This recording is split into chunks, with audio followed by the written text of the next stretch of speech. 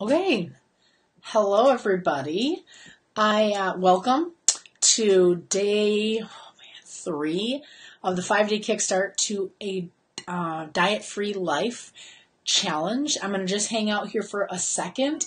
So we're going to wait until about the 2-minute mark to get going, just to give people a chance to come on in. So if you want to fast forward to the 2-minute mark, that is when we are going to get rolling. So until then, we're just going to hang out and wait to see who pops on. Hello, everybody. I was just telling the live feed that we're going to get going at minute 2. I started about 45 seconds ago, so I'm giving people a chance to sort of pop in. So hang tight. We're going to get going in about 1 minute.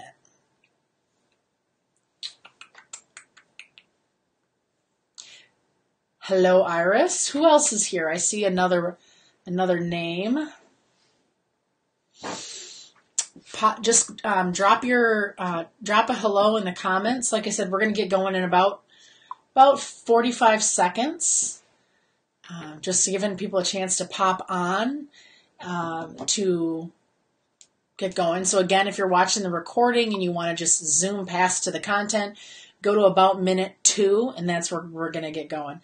Hello, Marcia. I just saw your post in the cafe, so thank you for sharing. The self-compassion quiz is pretty, I think it's pretty eye-opening as far as getting a good look at how we are treating ourselves. And I actually need to go back, and I can't do a live video without chapstick. I'm going to go do the quiz again myself and just kind of get an idea of how I feel about myself too. Because anyways, so, okay, we are at minute 2 and I'm going to go ahead and get going. Hello, Jojo. My name is Kristen Morgan. And if you haven't seen me a live video yet or really met me, I am a registered dietitian and I am leading the 5-day Kickstart to a diet-free life challenge here. We are on day 3, and today, hopefully you all got my email because I wrote it and didn't schedule it, and then I'm like, oh man, like Iris isn't responding, and like Jojo hasn't said anything, and I'm like, well, what's going on? And I look and it hadn't gotten sent. So I think people have seen it now. So today's was all about self-compassion, all right, because I know that one of the biggest things that we women deal with and that I hear from people is that they tend to struggle with how they talk to themselves. Like they beat themselves up. Like if you look in the mirror and ever like think, oh, I feel disgusting, or I'm disgusting, or look at all these fat rolls, or why couldn't you do that? You guys know. I don't need to like reiterate all the things that we say to ourselves as far as how we look and what we eat, because I mean, I think I can just leave it at, hey, we beat ourselves up. We don't cut ourselves enough slack. That's just a problem that women have in America in general, is that we're really hard on ourselves. And the reason I'm focusing an entire challenge day on self-compassion is because that's a major part of, it's a huge component of why diets fail. And it's because we are constantly trashing ourselves. And that when you accept intuitive eating, you are essentially giving up perfectionism, which will be hard for some people. But like a huge component of intuitive eating is being flexible with like what you eat. And if you do tend to overeat past what you would have felt comfortable with, you learn, and like in the old dieting life, you would have like beat yourself up. You would have just said, screw my diet, and like ate everything. Or you would have said, screw it, I'll just go for the weekend. I'll start again on Monday. Or you might have said, I need to go work out excessively to get those calories off. And you start like beating yourself to a pulp to try to like find retribution for this like horrendous thing that you ate or did or said to yourself. And that's not how you're going to be living anymore, because you are going to be an intuitive eater. And part of being an intuitive eater is learning how to be compassionate to yourself. Basically, handle yourself with some kid gloves, okay? I say this to all my peeps. So think about like someone you love very dearly. Okay. Husband, partner, wife, child, dog. And then imagine you witnessing somebody saying something just awful and mean to them. Like, you are so, Iris's husband, you are so stupid. You know what I mean? Like, how does that make you feel, Iris or Jojo? Like, I know that you've got a special guy in your life that could be subject to people's teasing or anything like that. Like, how does that make you feel? Like, if they attack him, wouldn't that just make you feel enraged?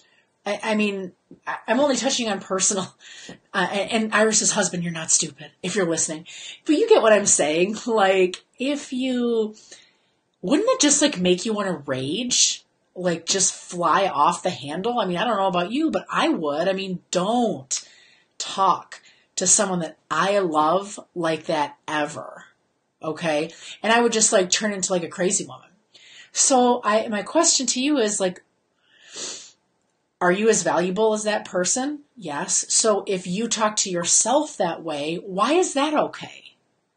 Do you know what I mean? Like, if you won't allow someone to speak to someone you love in that way, or call them stupid, or call them ugly, or call them fat, why would you do it to yourself? Like, what happened in the world where like we became less valuable than all the people around us? I don't know. So that's an interesting thing to think about when you are going forward with this. So that's why it's so important, because you've got to start treating yourself better as you embrace intuitive eating. The perfectionism is going to go away.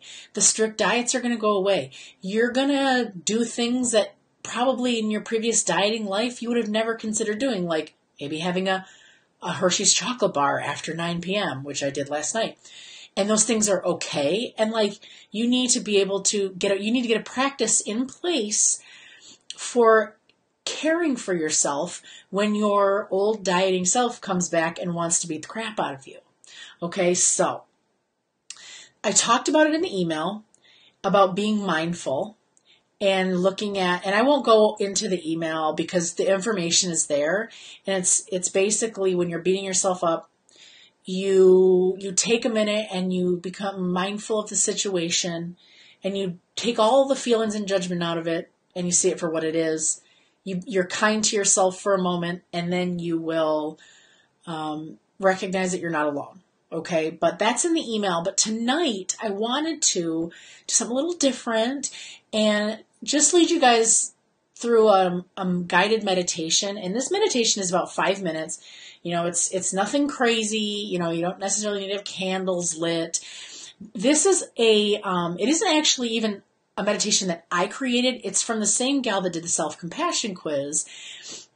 And I'm going to be recording some of these for my own program, but I thought this was just a great thing to go through because you can download these MP3s from her website onto your phones, onto your computers, and make it easily accessible. So like when you need someone to talk in your ear for a minute about being kind to yourself, you will have that. And I will give the link in the comments. So I'm looking at my computer over here because, again, when I'm talking at you right now, what I'm looking at is the webcam on my computer. And it is a cracked screen, so it drives me insane. It's made the challenge very difficult. So I've got my monitor. Okay, so what I'm going to do, sorry, I'm digressing, is in a moment, right now I'm going to fire up this meditation, okay? So just roll with it, think about it, and try to take it in. And the video is going to pause, okay? So don't worry about your live feed being messed up. It's going to pause. So just listen to and then when it's over, I will come back and we will just chat for a minute, and then I'm going to let you go. Okay, so this is a guided meditation that you can use when you're feeling a little like a bully to yourself.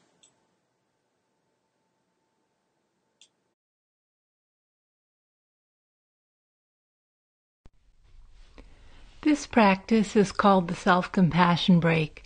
And it's something you can do anytime during the day or at night when you need a little self-compassion. So to practice this exercise, we actually need to call up a little suffering. So I'd invite you to think about a situation in your life right now that is difficult for you. Maybe you're feeling stress, or you're having a relationship problem, or you're worried about something that might happen. I'd invite you to think of something that is difficult, but not overwhelmingly difficult, especially if you're new to practicing the self-compassion break. So finding a situation and getting in touch with it. What's going on? What happened? Or what might happen? Who said what? Really bring the situation to life in your mind's eye. And then I'm going to be saying a series of phrases that are designed to help us remember the 3 components of self-compassion when we need it most. So the first phrase is, this is a moment of suffering. Right? We're bringing mindful awareness to the fact that suffering is present. And I'd invite you to find some language that speaks to you. Something like, this is really hard right now. Or, I'm really struggling. We're actually turning toward our difficulty, acknowledging it, naming it. This is a moment of suffering. The second phrase is, suffering is a part of life. Okay, we're reminding ourselves of our common humanity. Suffering is a part of life. And again, finding language that speaks to you. It may be something like, it's not abnormal to feel this way. Many people are going through similar situations. Right? The degree of suffering may be different, the flavor of suffering may be different, but suffering is a part of life, part of being human. And then the third phrase is, may I be kind to myself in this moment. And to support bringing kindness to yourself, I'd invite you to perhaps put your hands over your heart or some other place on your body that feels soothing and comforting. Feeling the warmth of your hands, the gentle touch. Letting those feelings of care stream through your fingers. May I be kind to myself. And using any language that supports that sense of kindness. Perhaps language you would use with a good friend you cared about who was going through a very similar situation. You know, it may be something like, I'm here for you. It's going to be okay. I care about you. You can even try using a diminutive if that feels comfortable. You know, oh darling, I'm so sorry. Or you can try calling yourself by your first name. Anything that feels natural to express your deep wish that you be well and happy and free from suffering.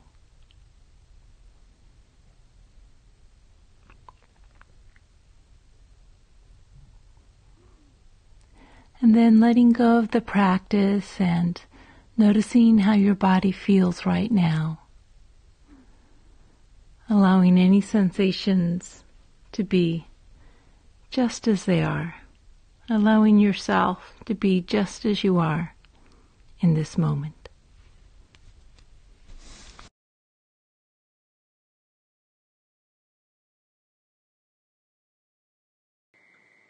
Okay, cool. Am I back? I think that was the first time I've ever used this little software. I think so. All right, cool. So that is just an example of a meditation that you can use, and I'm going to post the link afterwards for you. And then this page that Dr. Kristen Neff has, there's also like 4 other ones that are quite a bit longer.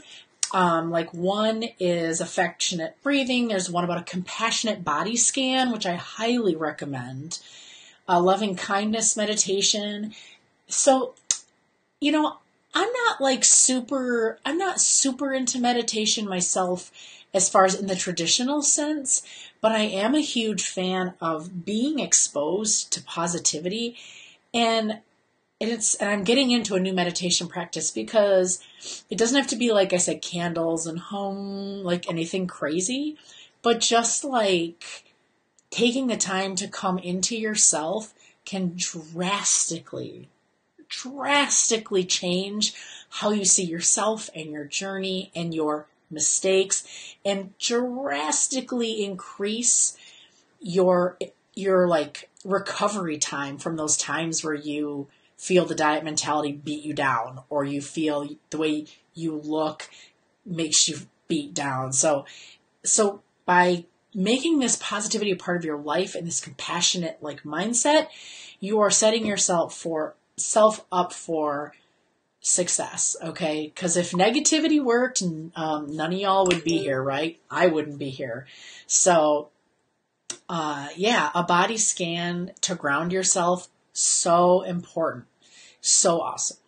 So anyways, that's all I had for tonight. Please drop your comments in below. I hope this was helpful to you. I wanted to change things up a little. And tomorrow we will be talking about emotional eating. I know this is a huge one for people. So be on the lookout for that email. Thank you all for your participation. Any questions you have, drop them in the comments. I am loving all the interactions. I hope this is helpful. So I hear my kid crying. I think I was talking too loud. So I'm going to drop that link in the comments, and have a good night, everybody. Bye-bye.